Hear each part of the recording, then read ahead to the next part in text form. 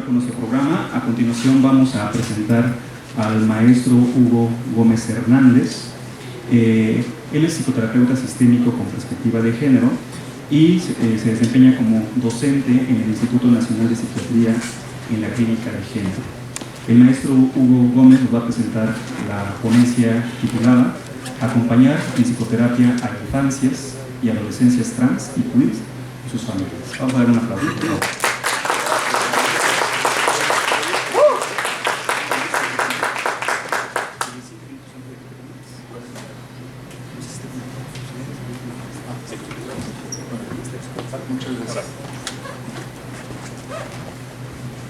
Muchas gracias por la invitación y por la organización de este cuarto foro. Me parece que la terapia de origen sistémico, de orientación sistémica y sus discursos afines tenemos muchas cosas por decir, y también muchos lugares en donde también inmiscuirnos o intervenir. Uno de los lugares es precisamente buscar hacer conversaciones significativas y diálogos significativos con consultantes que no precisamente leemos ni en las licenciaturas ni en las formaciones de terapia familiar, como lo es el colectivo de personas LGBTIQ+, el colectivo queer y sus familias. Cuando yo estudié la licenciatura, poco escuché, poco conocí en realidad. Yo soy egresado de Iztacala, entonces poco con el plan de estudios predominantemente cognitivo-conductual no me dieron a leer nada relacionado con parejas queer o con parejas lesbianas, con parejas gay, por ejemplo. Mucho menos leímos algo sobre acompañar personas trans o personas no binarias, que aunque el término es más o menos reciente, no lo había.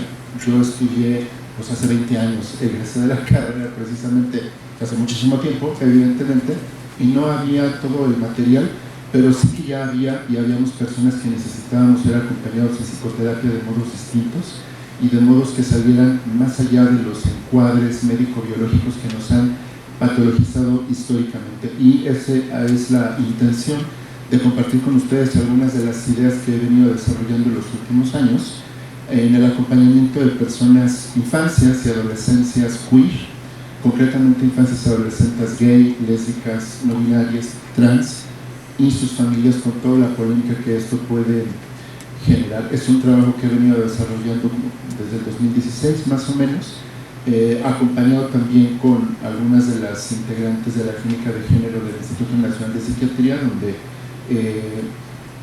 literalmente, hola, es que está viendo una compañera que hace años que no veía, perdón.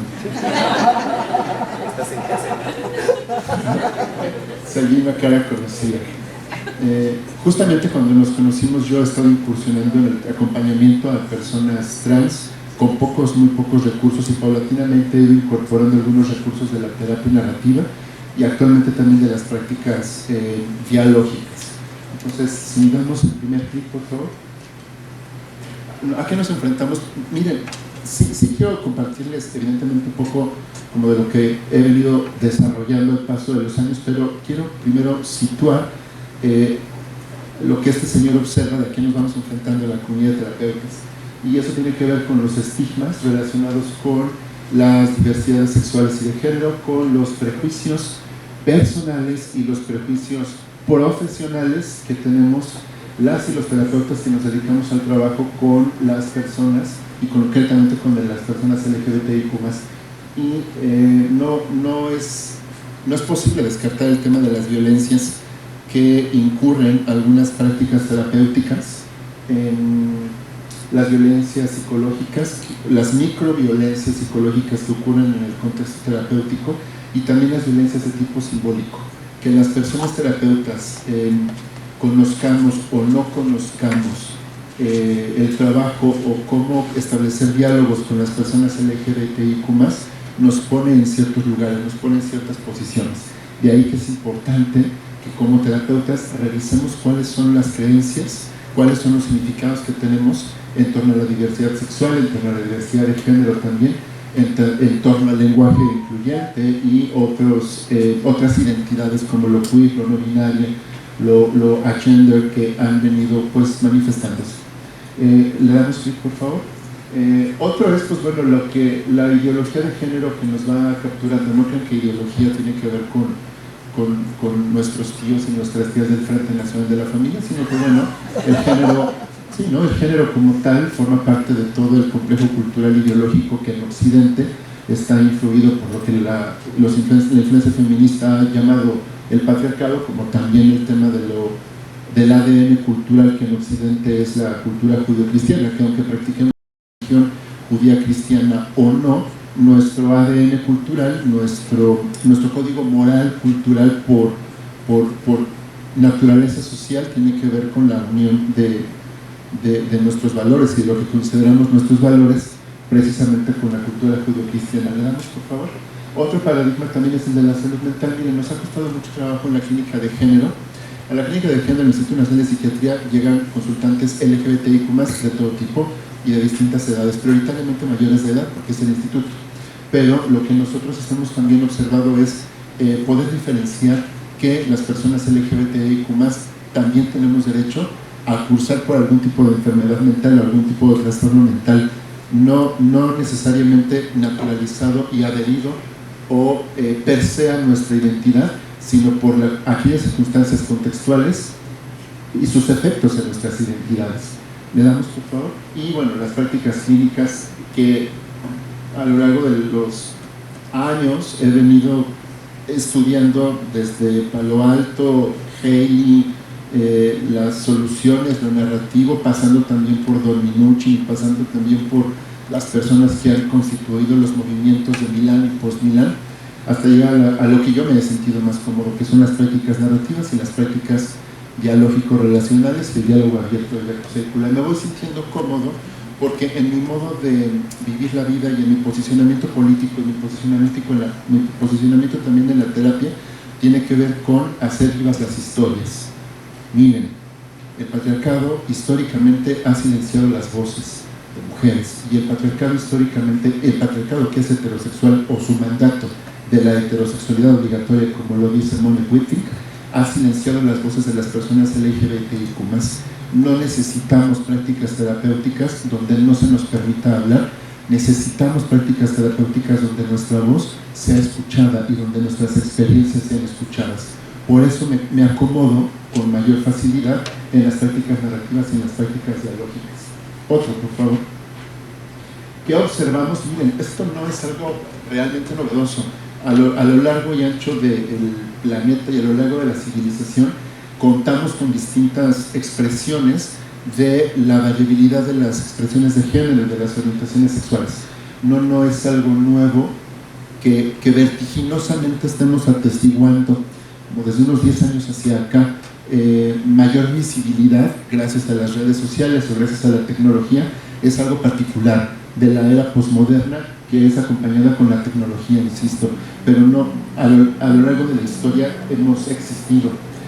Los relatos, por ejemplo, del Gali Gali en Sumeria, en Akkad, en la Grecia antigua, en la Roma, en el sur de Asia, los Hijra, en el Tíbet, en la India, en México los espíritus Mushe, los biespíritus en los indios canadienses y en los indios americanos, nombrados así por ellos mismos, no es despectivo. Entonces, hay un texto muy interesante que se llama Trans, o Genealogía de lo Trans, de Alba Pons, Alcántara y la otra autora no recuerdo cómo se llama, disculpen, es en un compendio que hace la UAM Xochimilco, hacen un recuento genealógico cultural sobre precisamente la diversidad sexual, concretamente la diversidad de género. Para 1887, este psiquiatra, Krafft Ebing, es quien nombra la homosexualidad y las metamorfosis sexuales paranoicas como algo justamente adherido a la psiquiatrización. Y desde 1887 hasta 2024, no crean que tenemos el terreno ganado, hemos luchado incesantemente por la despatologización de nuestras identidades. No lo tenemos ganado, no porque pensemos que estamos en una Universidad Nacional Autónoma de México, en un instituto, o porque gozamos de ciertos privilegios, pensemos que la despsiquiatrización de nuestras ciudades ya es una batalla ganada. En todo México no lo es. No todo México es Ciudad de México, no todo Ciudad de México es la Zona Rosa, la Condesa, la Narvarte, vemos un chico de jotos, ¿no? Levantas la piedra y salimos como hormigas, ¿no? La marcha maravillosa. No, también hay muchísimos lugares en el territorio mexicano en el que salir del closet puede costarte la vida, y decir aunque eres trans puede también costarte la vida. Entonces no pensemos que tenemos la batalla contra la psiquiatrización de nuestras identidades, no la tenemos ganada, pero a partir de este momento se incorpora en el corpus teórico y en el corpus epistemológico y en el pensamiento de las personas, en el pensamiento Vox Populi, la idea de que algo ha estado mal. Y seguimos teniendo eso, seguimos teniendo consultantes mayores de edad en el instituto o en el consultorio particular que vienen diciendo la dificultad que tienen sus familias de apoyarles o de aceptarles, o bien la aceptación ambigua. Sí te acepto, pero... ¿Le damos, por favor? Bueno, miren, rapidísimo, del 79 al 81 fue más o menos la época en la que el DSM-3 quita de su catálogo de criterios diagnósticos de enfermedad mental a la homosexualidad, no así a la identidad trans.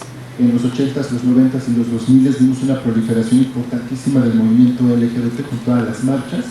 Ya para la década de los 2000s, que empiezan las redes sociales, empezamos a conectarnos con distintas personas del país y de otras partes del mundo. Para la década de los 2000s y los 2010 llega a Occidente todo lo que tiene que ver con el anime, todo lo que tiene que ver con los videojuegos, donde la diversidad sexual y la diversidad de género está totalmente incorporada también, ¿no? El manga, muchísimos ejemplos, y también con la ayuda del cine, con la ayuda del arte, con la ayuda de otros medios de comunicación también masivos, es como se va permeando en la sociedad este tipo de mensajes, donde nos vamos naturalizando y donde vamos existiendo. No crean ustedes que por tener como mayor proliferación también la tenemos ganada. Conforme más avances hemos logrado y conforme mayor visibilidad estamos teniendo, también viene un contraataque, y el contraataque significa muerte, significa discriminación, significa Frente Nacional de la Familia, significa Senado que dice que hay que prohibir ciertas leyes, o discursos religiosos y discursos médicos, psiquiátricos. No lo creerían que en la actualidad sigan siendo. Ahora, en los 20 sí noté, no sé si es la experiencia de cada una de ustedes, sí noté que en la pandemia, al estar encerradas las personas, las adolescencias y las infancias LGBT no aceptadas tuvieron que convivir 24/7 con las familias que no les aceptaban sus identidades y sus orientaciones sexuales. Esto los puso en crisis a nuestras infancias y nuestras adolescencias queer. Eso hizo que se conectaran a terapia como con su servidor y como con otras personas también. Pero lo grandioso de esto es que también se pudieron conectar por medio de la tecnología, TikTok, Instagram, juegos de video y otras plataformas con otras personas LGBTI, otras infancias y adolescencias queer que como ellos estaban conviviendo en el resguardo sanitario con familias que no les aceptaban. Y esas redes de apoyo históricamente nos han salvado la vida. Gracias. Miren, los referentes desde el baile de los 41 maricones, porque así estaba la portada del Excelsior de la época. Desde el baile de los 41 maricones, esta portada de Más Mujercitos es una investigación bibliográfica y también cultural de las representaciones y los discursos con los que se nos nombraba la revista Alarma o el periódico La Alarma en la década de los 70s y los 80s, ¿no? Abajo a la izquierda está Salvador Novo, está El Lugar Sin Límites, está el segundo cronista de la Ciudad de México, ¿no? Nombrado así porque el primero fue Salvador Novo, Carlos Monsiváis, Su Santidad Juan Gabriel, abajo está la grandiosa Chabela Vargas, y que miren, bueno, allá está el asunto de la más draga, Francis, que han sido los referentes con los que históricamente, popularmente hemos crecido. Y lo remarco de este modo porque las familias que vienen a terapia tienen referentes populares, no tienen referentes del colectivo feminista, ni del colectivo queer, ni de las causas, no tienen esos referentes muchas veces las familias, tienen los referentes que popularmente, coloquialmente tenemos acceso a ellos. Y el caso de Chabela Vargas y el caso de Juan Gabriel son casos particulares. Chabela Vargas no pudo salir en televisión por hablarse abiertamente lesbiana y cantar música mexicana vernácula de una mujer para otra mujer. Eso era inconcebible en el México de los 60s, de los 50s, de los 60s, de los 70s, de los 80s. Chabela Vargas no existió ni como mujer ni como lesbiana, y eso habla de la situación cultural contextual del país. Y Juan Gabriel, cuando Juan Gabriel pisa Bellas Artes, o cuando Juan Gabriel es invitado al Palacio de Bellas Artes, hubo movimientos intelectuales, blanquitos y heterosexuales seguramente, que buscaban que no se presentara Juan Gabriel porque maricón y porque música popular. por esas dos razones. Y bueno, lo nombro como tal porque me parece que son históricas estas personas en el Vox Populi, ¿no? Ahora tenemos muchas más manifestaciones de lo drag, de lo travesti, Francis como una representante con mucho morbo alrededor de la figura de Traces en los 90s, cosas que muchos de ustedes, queridos alumnos y alumnas jóvenes, no les tocó, pero a los papás de las infancias que vienen a consulta o a los maestros que les formamos, sí nos tocaron estos referentes. Le damos, por favor. Nancy Cárdenas, le damos uno. Fue la primera mexicana en salir del closet públicamente en 1973 en TV Pública. No, el orgullo gay no empezó con el movimiento gay. El orgullo gay en México empezó con una mujer abiertamente lesbiana que se llamaba Nancy Cárdenas. Ella fue parte de las organizadoras de la primera marcha del orgullo homosexual en México el 29 de junio del 79, donde aproximadamente fueron 30-35 personas cubiertas de los rostros manifestándose en la Alameda. Y hoy, bueno, si no han ido a una marcha gay, se las recomiendo. ¿Le damos? Le damos otra, por favor. Les puedo dejar la presentación. Ahora, miren, el modelo de estrés de minorías de Ilan Meyer en el 2013, hace ya 10 años, nos permitió, de algún modo, empezar el trabajo con las personas LGBTIQ+.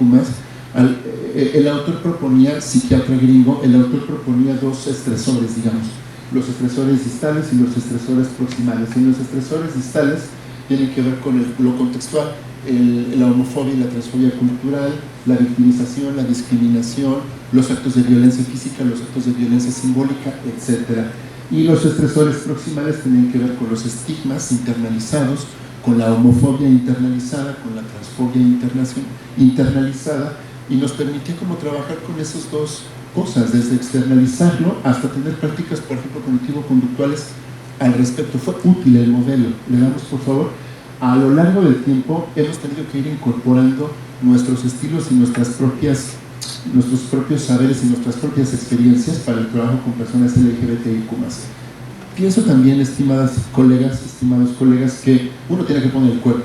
O sea, uno no puede sustraerse de quien uno es a la hora de hacer psicoterapia. Yo sí recuerdo que hace 20 años, espero que la cosa haya cambiado, cuando este señor era joven y nos formaron en la carrera de psicología, era como algo prohibido, el pecado, involucrarte emocionalmente, ¿no? El tema de que tenías que ser objetivo hasta el fin, y el tema de la contratransferencia, yo sentía que era un pecado capital, ¿no? Pecado mortal, que vivir al infierno de la psicología. Si yo sentía algo cuando en la terapia me relataban las cosas, ¿no? Al paso de los años y con estas canas se ha entendido que el cuerpo, uno tiene que dejarse sentir en la sesión también. Por eso me vienen bien las prácticas narrativas y por eso me vienen bien las prácticas dialógicas, porque desde la terapia narrativa lo que buscamos es contar historias y contar otras historias. Y desde las prácticas dialógicas lo que nosotros buscamos es visibilizar emociones y cómo esas emociones explícitas o implícitas, digamos, están presentes en el diálogo, y estos también forman parte de una relación. Le damos, por favor.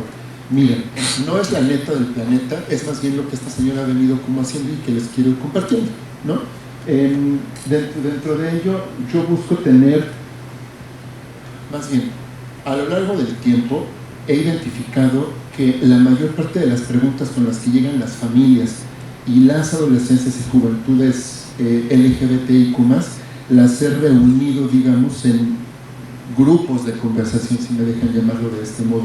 Seguramente hay otros, y yo ya estoy muy viciado porque escucho estos, pero seguramente hay otro tipo de conversaciones. Pero las conversaciones a las que yo invito tienen que ver con 5 puntos. El primero tiene que ver con los prejuicios, el segundo con la experiencia, el tercero con los recursos de la persona, y el cuarto también un ambiente familiar.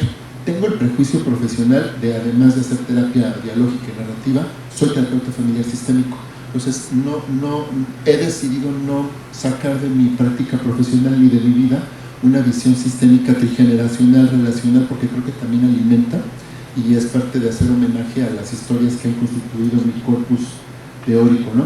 Y tengo focos, los focos o las atenciones en las que yo presto y que les invito a que presten, es el foco de la despatologización, el foco de la salud mental, el foco de las violencias físicas y el foco de la violencia simbólica.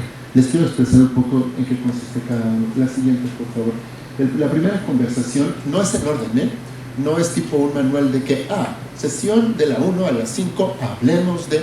No, no tiene que ver con eso. Lo he identificado de este modo por motivos prácticos y pedagógicos para la explicación, pero no tiene que ver con este orden. ¿De qué hablamos en las sesiones de terapia? De los prejuicios. Y primeramente, también soy supervisor de casos, primeramente de los prejuicios de la persona terapeuta, ¿no? Como les decía hace un momento, ¿cuáles son los discursos hegemónicos que los terapeutas portamos, o cuáles son esos discursos hegemónicos que nos capturan a las personas terapeutas? Porque eso nos da un posicionamiento en los diálogos terapéuticos también, y ese posicionamiento es para la vida, o para la patologización, para otras historias, o para las revictimizaciones también. Entonces, sí creo que es importante identificar cuáles son nuestras creencias y nuestros prejuicios de fondo como personas y como terapeutas, porque tenemos prejuicios personales y también tenemos prejuicios profesionales, y de eso también tenemos que hablar. Y bueno, los discursos biomédicos psiquiátricos y los discursos de la linealidad sexo, género, orientación sexual, que a lo mejor ya no les enseñan de este modo, pero el psicoanálisis que yo leí, y lo biológico y lo psiquiátrico que yo leí cuando la juventud, iban en este tenor de la linealidad y de la patologización. Y finalmente, lo menos importante por parte de las personas terapeutas, la moral, ¿no? A ver, no por tener una hermana lesbiana, un hermano gay, o no por tener de cerca a una persona trans, ya te capacita y te faculta automáticamente para el trabajo con estas otras personas, porque no con independencia, la relación que tengamos con esas personas también conforme nuestra experiencia personal y nuestra moral, y de eso también hay que establecer diálogos. Y con la familia hablamos más o menos así, me voy dando cuenta cuáles son los discursos hegemónicos, donde están hablando de enfermedad, donde están hablando de normalidad, también donde están hablando de pecado. Quiero decirles que cuando este señor habla de prejuicios en terapia, juega con los encuadres y con los formatos. Es decir, si tengo un menor de edad, una adolescencia, una infancia, o quizá también alguien mayor de edad joven, que va a estar escuchando en una sesión de terapia familiar, que para los papás es dificilísimo, que sienten culpa, que sienten que algo hicieron mal, o que siguen revictimizando, en ese momento este señor decide deliberadamente jugar con los formatos. ¿Por qué? Claro, son cosas que ha estado escuchando esta personita, ¿no? O sea, son cosas con las que ha convivido. No tiene por qué convivir con ellas en el consultorio. Sí sé que se siente una homofobia 24/7 en la escuela y en la casa. Y si puedo intervenir para que en al menos una hora no escuche eso, lo voy a hacer. Lo voy a hacer, no tengo tema al respecto, y puedo decir conversaciones de señores, ¿no? Y conversaciones uno a uno, conversaciones sin la infancia y la adolescencia, porque puedo incurrir en el riesgo de la revictimización. Y esto es contraproducente. ¿Le damos, por favor? ¿Le damos otra? Al final, si quieren, les leo algún de los testimonios que he ido recuperando. Acá, la segunda conversación tiene que ver con la experiencia. Y cuando hablo de la experiencia, me centro concretamente con la experiencia de las infancias LGBTIQ+, y la experiencia de las familias de ser una mamá, un papá, un hermano, una hermana de algún consultante LGBTIQ+. ¿Ok? Entonces, hablar de la experiencia es esto: niños, niñas o adolescentes trans, y cómo empezaron a expresar, identificarse que forman parte de la comunidad queer, por ejemplo, ¿no? Y acá yo trabajo con el recuerdo, no trabajo con lo que piensan, o sea, o con los significados. Está chido, pues, pero yo trabajo con los recuerdos, porque los recuerdos es la materia prima para establecer diálogos emocionales, y los recuerdos de las infancias trans y de las adolescencias trans son la materia prima para que los padres puedan escuchar desde otro lugar, que a lo mejor han sido cosas que medio se dieron cuenta, que medio leían, pero el recuerdo en primera persona, narrar el recuerdo en primera persona es potente, porque los padres, sin que sea acto de magia, lo van a escuchar desde un lugar totalmente distinto al que cotidianamente lo están escuchando. Por eso no pregunto qué significa para ti, por eso no pregunto qué sientes tú de niño trans o de adolescencia trans, por eso pregunto qué recuerdos tienes, de qué te acuerdas, cuáles son tus primeros recuerdos, y contra eso ni Dios paga, ¿no? Y bueno, en la práctica narrativa hablamos de las historias dominantes y las historias alternativas, y acá la oreja empieza a tener precisamente esas dos escuchas, ¿no? La escucha de la historia dominante y la escucha de la historia alternativa, que más adelante puedo ir detallando algunos ejemplos. Ahora, del lado de la familia, también me interesan sus sentipensares. vaya, que los papás y las mamás, yo entiendo, los papás y las mamás no están listos para que un día le digamos a nuestro papá: soy gay, soy lesbiana, soy trans, soy no binaria. ¿Qué es eso? ¿No? O el pecado, o en mi pueblo, o en mis épocas, o te vas a morir de SIDA, ¿no? O sea, muchas cosas empiezan a rondar por la cabeza de las familias, y eso es importante también escucharlo. He sido testigo también de terapeutas, es horrible decir esto, ¿verdad? Pero terapeutas jóvenes que con muchísimo entusiasmo trabajan con las poblaciones LGBTIQ+, y de pronto no dan tanta voz a las experiencias de papá y mamá. Hay que dar voz a eso. Por eso les decía, si necesitamos separar los formatos, se llaman, ¿no? Los cuadrantes, sí, los formatos, los encuadres, a veces hacer terapia individual, a veces hacer terapia familiar sin el adolescente o sin la infancia, a mí me es útil, porque también, o sea, es importante que la terapia sea un espacio donde papá y mamá puedan expresar lo que quieren. Los miedos, los terrores, el enojo, el desagrado, la transfobia, la homofobia, la lesbofobia, que claro que me da prurito escuchar todo eso, claro que sí, porque pues soy persona, ¿verdad? Pero creo que si no lo hacen en la terapia, ¿dónde lo hacen? Y si no lo ponen en el diálogo, lo van a poner en la relación con la adolescencia o con la infancia. Entonces, también creo que es importante escuchar todo lo que están pensando e identificar sus referentes.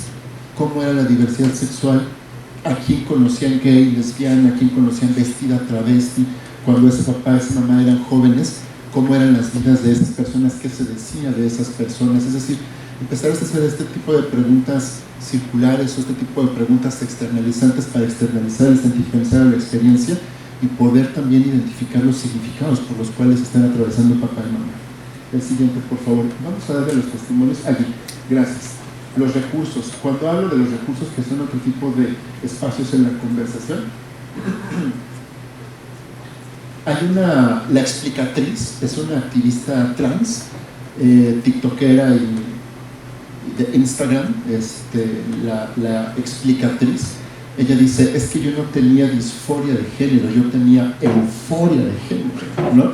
Y cuando yo escuché eso dije: güey, qué buen modo de resignificar no solamente el malestar, sino también quienes esas personas son. Entonces la explicatriz decía: yo no transicioné, yo confirmé quién soy, y también para mí fue como revelador el decir: wow, es cierto. ¿Escuchan eso?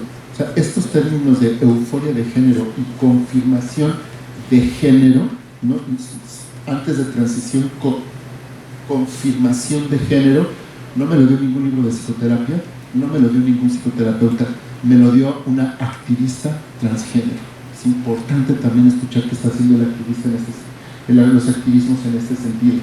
Y bueno, cuando hablamos de los recursos, siempre vienen las adolescencias diciendo: ya quieren las hormonas, ya quieren verse totalmente distinto. También hay adolescencias y juventudes que dicen: yo no quiero hormonas, lo andrógino está bien, con los genitales que trae está bien. Hay diversidad de opiniones y de experiencias, pero creo que sí es importante centrarnos en lo que hay en México y lo que hay en torno al acceso a la salud, de acuerdo a los protocolos establecidos por la Organización Mundial de la Salud y por la UNICEF en materia de diversidad sexual para niños, niñas y adolescentes. Los hay y son públicos. El IMSS los tiene, el ISSSTE los tiene, Secretaría de Salud los tiene, la OMS los tiene. Si ustedes googlean protocolos de atención para adolescencias trans, protocolos de atención para infancias trans, OMS, si googlean juego de palabras, van a estar. Son gratuitos, sí existen formas, sí existen protocolos, ¿no?, de cómo incorporar las distintas intervenciones hasta llegar a la cirugía para quienes así la deciden. Y vamos para allá. Hay intervenciones reversibles como el outfit, como la expresión de género. Ese tipo de intervenciones reversibles son las que este señor preocupón recomienda iniciar y desarrollarse y explorarse desde allí, ¿no? Muchas juventudes y adolescencias traen ya rápidamente la idea de una hormona o rápidamente la idea de una cirugía, y pues para eso falta un montón, para eso falta tiempo y mucho varo, ¿no? Porque no se hacen públicas, se falta tiempo y muchísimo varo. Entonces hay otras formas de acompañar la transición o la confirmación de género, y una de ellas son las intervenciones reversibles y las otras son las parcialmente reversibles. El tema del bloqueo hormonal, el tema del reemplazo hormonal son intervenciones médicas parcialmente reversibles también. O sea, que si te los dejas de utilizar, no va a pasar nada y regresas a una línea basal, digamos. Y las intervenciones totalmente irreversibles ya son la cirugía, la mastectomía, por ejemplo, o la vaginoplastia, esas ya son totalmente irreversibles. Ojo acá, mi generación, o sea, mis compas y mis cuatas trans de mi generación, cuarentonas, todavía treintonas, cuarentonas, sí crecimos con la idea de que para ser completamente transgénero había que pasar por cirugía. Hoy las juventudes trans y las juventudes no binarias nos vienen a cuestionar esto. ¿Sabes? Hay adolescencias y juventudes, y adolescencias trans y no binarias y juventudes que dicen no me interesa la cirugía, ¿no? Les tocaron otros paradigmas histórico-culturales que a este señor, y eso es interesantísimo de ver también y de acompañar. Luego, la construcción de una red para mí es importante. Cuando trabajamos con personas LGBTIQ+, como en cualquier forma de hacer psicoterapia, me parece, como en muchas formas de hacer psicoterapia, el terapeuta no puede y no debe trabajar solo. Hay cosas que nosotros trabajamos y hay cosas que trabajan las redes de apoyo de personas LGBTIQ+, y también las redes de apoyo de activismos distintos. Los activismos que forman parte de lo no terapéutico o de lo no psicológico son importantes para el acompañamiento porque es ir uno a uno, estar acompañado hombro con hombro. Red de juventudes trans, red de infancias trans, transinfancias, familias diversas, son algunos de los colectivos de activismo con los cuales yo trabajo.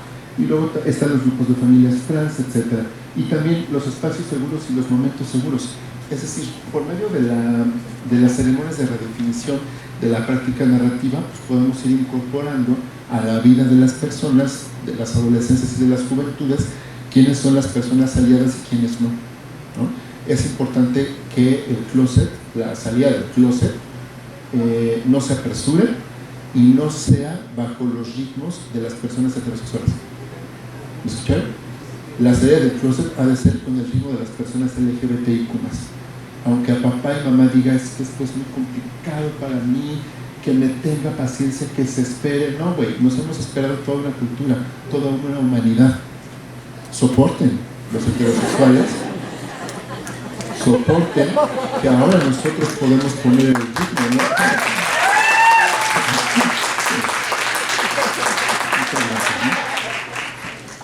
Le damos, por favor, aquí, en lo familiar, aquí está mi herencia de terapeuta familiar. Sí me interesa la etapa de vida, no es lo mismo trabajar con una chica trans de 14, de 16, de 9, que una juventud trans de 22 o 23 años, están viviendo circunstancias distintas, ¿no? Y como en la terapia familiar sistémica trabajamos con los contextos, o gracias a los contextos, es importante el contexto familiar, pero también el contexto de pares, el contexto escolar, el contexto de la secundaria, el contexto de la primaria, los maestros, los compañeros, y empezar a trabajar con todos esos contextos es sumamente interesante. Ahora, sí me interesa a mí también, les digo que tengo el prejuicio de ser terapeuta familiar, el ciclo vital. He observado que no es lo mismo cuando el hijo menor le salimos gay, lesbiana o trans, o cuando es el primogénito o la primogénita. Hay cargas emocionales y hay historias emocionales relacionadas con si es el primero o con ya encontramos a los papás cansados, nacemos cuando tienen 30, 40 y bueno, está bien, ¿no? A lo mejor es más sencillo, pero no solamente el tema de la diversidad sexual, sino también otros temas de la crianza, ¿ok? Entonces, cuando trabajamos con una persona LGBTIQ+, no solamente trabajamos su orientación sexual y su identidad de género, también trabajamos su momento de ser persona en esta familia en lo particular, ¿ok? Esa es la terapia familiar sistémica, ¿no? Vamos a hacer este tipo de terapia familiar sistémica, minuchiana, milanesa, por ahí va la cosa, ¿no? La inclusión de los hermanos y de las hermanas también es importante porque frecuentemente los hermanos, inciso A, son los primeros aliados, o inciso B, son las primeras voces de homofobia que conocemos en nuestra familia, y hay que trabajar eso también. Y la cotidianidad del hogar, será que soy chismoso, pero siempre les digo, ¿y qué hacen los fines de semana? Un poco por chisme, y otro chisme, y otro poco también porque la cotidianidad del hogar nos va diciendo cuán incorporadas están las familias en todos los temas que estamos viendo en la terapia. La relación de la pareja me es importante también. De pronto cuando hay una separación, hay conflicto en la pareja parental o una separación, también se agarra, digamos, se toma la identidad de los hijos y de las hijas como una nueva batalla campal entre las parejas. Entonces creo que también es importante, no creo, estoy seguro que es importante también trabajar la relación de la pareja, en sí misma la relación de la pareja y cómo está jugándose el tema de la aceptación o la compañía que le dan al hijo o a la hija, ¿no? Cómo es como mamá tener una hija que está saliendo del closet como persona trans, como persona queer, como persona lesbiana, como un chico gay, y también cómo es como papá. Cuando hay separación, los papás que no viven aquí en la casa, ya va a terminar. Cuando hay una separación y los papás que no viven acá en la casa, les cuesta un poco más de trabajo porque los cambios los ven un poco más acelerados, porque no están todos los días allí, ¿no? Y los diálogos también están bastante mediados por las distancias. Entonces, si hay una separación, habremos de trabajar la relación del papá que no está en casa o la mamá que no está en casa con las hijas, los hijos y el hijo trans o el hijo queer, ¿okay? Hacer terapia familiar. No solamente hacemos terapia con la orientación sexual o la identidad de género, hacemos terapia con la persona, con toda la persona. Y bueno, también la metáfora de la familia trans es una metáfora que me regaló un papá, que al final en la práctica narrativa hacemos documentos narrativos, y que al final me decía, somos una familia trans, y también dije, güey, qué hermoso, ¿no? Pero esto lo puso porque estaban en separación, porque la terapia colaboró también para que los asuntos de la pareja en separación se fueran más o menos arreglando, la relación con la familia fue transformándose, y venían solo por la hija trans. Le damos por favor lo último. Último es lo político de la psicoterapia. Toda psicoterapia es política, toda psicoterapia obedece a discursos, y esos discursos pueden alzar nuestras voces, hacer legítimas nuestras experiencias o no. Entonces sí pienso que una terapia donde no nos pregunten cómo nos sentimos, y una terapia donde no podamos hablar de nuestras experiencias transfóbicas, homofóbicas o lesbofóbicas, no me interesa. La terapia tiene que ser un espacio donde hablemos del dolor, de la tristeza, de la frustración y de otros impactos que tiene el contexto homofóbico y transfóbico sobre nuestras identidades. Y ahí con esto cierro. Nuestra salud mental se ve ampliamente afectada por esos mensajes en el contexto. No somos depresivos por naturaleza gay, no somos ansiosas por naturaleza trans o lésbica. Vivimos con asuntos de ansiedad y vivimos con asuntos de depresión porque el contexto nos envía constantemente de todos lugares mensajes de homofobia y de transfobia. Vivimos en una cultura occidental en la que todavía la cultura, los mensajes y el amor está pensado por heterosexuales cisgénero para heterosexuales cisgénero. Cuando salimos de esa norma, hemos vivido las consecuencias. Si nuestras terapias pueden ser un espacio de libertad para esas voces, pues que así sea. Muchas gracias.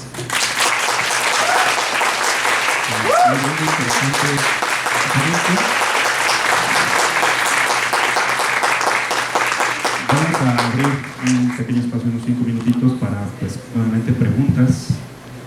Okay, a ver, todavía tenemos un par de manitas. Vamos a darle la palabra. Hola Hugo, qué gusto escucharte, te quiero mucho. Yo a ti. Oye, tengo una pregunta, quizás de la mano con una inquietud. Tú lo has dicho ahora, este trabajo es pues muy nuevo, ¿no? El acompañamiento a infancias, a adolescencias trans, queer. Pienso ahora en aquellos contextos donde hay violencia de por medio, violencia principalmente física quizás, ¿no? Y mi inquietud, pregunta, va hacia cómo es actualmente el estatus de la relación, no sé, de institutos donde tú estás, donde se da el acompañamiento, con otras instancias que son como las encargadas oficiales de atender estos temas de violencia, por ejemplo, ¿no? ¿Qué se hace? ¿Cómo es el vínculo, la relación?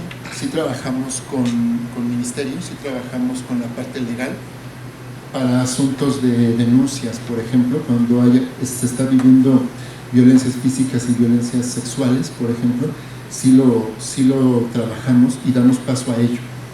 No, ni la terapia, ni el consultorio, ni la clínica de género del instituto somos todólogas, entonces sí trabajamos de la mano con otras instituciones, concretamente para poder hacer denuncias, si la persona quiere hacer denuncia.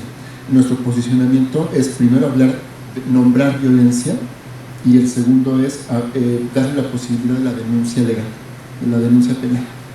Hay personas que dan ese paso y acompañamos también con un tratamiento especializado o un acompañamiento especializado en temas de violencia, y hay personas que eligen no dar ese paso o no por el momento, y también lo acompañamos, pero nuestra labor es nombrar violencia y dar la opción del acompañamiento, ¿no? Por un lado. Por el otro, hay una red de refugios para la violencia de género, de mujeres que rescatan sus vidas de la violencia, no así para personas LGBTIQ+.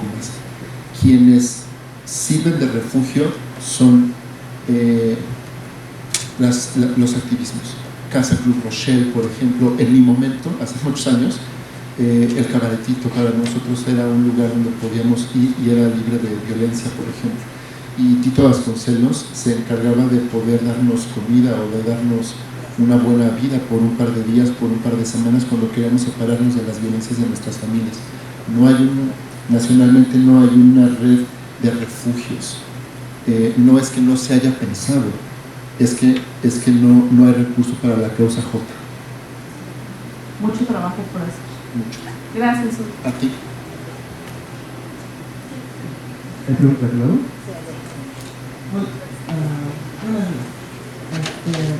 Bueno, primero nada, quería felicitarlos por su explicación y principalmente por el hecho de que haga relevante uno de los temas más importantes, por así decirlo, en el momento. Bueno, que siempre ha sido importante, pero nunca se le ha dado la relevancia significativa. Lo que a mí me gustaría preguntar es, ¿cómo es que se debe de trabajar la construcción de la... Bueno, más bien, yo diría que sería la reconstrucción de aquellas historias o términos que se han construido mal durante las infancias trans. Quiero decir, al final del cabo, el hecho de convivir con personas que sean transfóbicas, ya sea por lo mismo el contexto de la religión, el contexto de las creencias, que a la vez han formado la vida de esas personas. Quiero decir, desde mi propia perspectiva, siendo mujer trans, pues, ¿cómo es que yo por ejemplo, me doy cuenta, ¿no? de por ejemplo, ciertos pensamientos que tengo, ciertas cosas que tengo, que a la vez son como transfóbicas, o son homofóbicas, o son ciertos pensamientos? ¿Cómo es que se trata con eso? Fíjate que ¿Sí se oye bien? Sí. Ah. Bueno. ¿Me escuchan? Sí, perfecto. En la práctica narrativa, tanto en la práctica narrativa como en las prácticas dialógicas, hay formas de ponerlo al diálogo. Una de las que nosotros hemos explorado, como José, yo y otras colegas también, es a lo que le llamamos la historización. Historizar la vida tiene que ver con los recuerdos. Y entonces podemos ir, por ejemplo, si queremos deconstruir algunos términos o algunos significados con papá, mamá, maestros, hermanos mayores, por ejemplo, abuelos incluso, historizar tiene que ver con qué saben de eso, qué les tocó vivir a lo largo de su vida hasta llegar a la abuela, abuelo, que han sabido de ello, ¿no? Y han salido palabras como el joto del pueblo, el maricón del pueblo, la machorra de la escuela, y van siendo términos que, bueno, que nos perdonen los dioses universitarios, por decirlos en este recinto maravilloso, pero son términos que están allí y que, como sabemos que el lenguaje no es inocente, significan cosas y se traduce en una relación con las infancias y con las juventudes, con el hijo, con la hija, con los nietos o las nietas, ¿no? Entonces, a mí me interesa, lo que a mí me interesa es historizar esos recuerdos para ver cómo les iba, cómo les fue, qué se decía de ellos, cómo se relacionaban de ellos y qué sabían, ¿no? O si sabían algo de las vidas y lo que estaban atravesando las personas por recibir este tipo de comentarios, por ejemplo, ¿no? A lo largo de las historias he trabajado con abuelos y he trabajado con hermanos que tienen ahora sus edades 20 y poquitos y su hermana de unos 14 o de 16, por ejemplo. Entonces, cuando vamos historizando y vamos poniendo al diálogo los distintos referentes que vamos teniendo, el diálogo mismo, historizar y el diálogo mismo va haciendo que se deconstruyan cosas. Si preguntamos, podemos externalizar.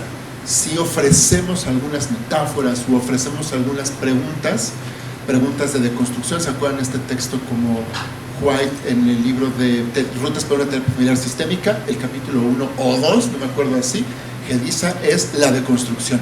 Ándale, de allí hacia acá. Hay preguntas que vamos haciendo que tienen que ver con el significado, eso es muy narrativo, pero hay también otro tipo de preguntas que tienen que ver con los recuerdos y con las emociones. Eso tiene que ver con la práctica dialógica. Y en este sentido, el que la sesión de terapia sea un hervidero de experiencias y de referentes nos cambia de lugar.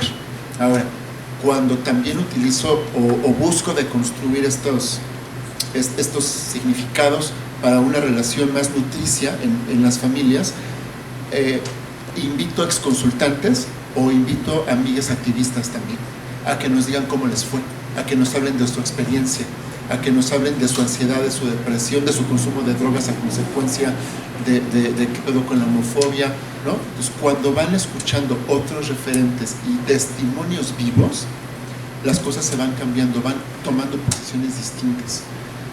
El trabajo allí de deconstrucción es por medio de las preguntas, pero también por quedarme callado y dar paso a las historias que viven, que esas son las más ricas que mi trabajo como terapeuta. ¿Más o menos, querido?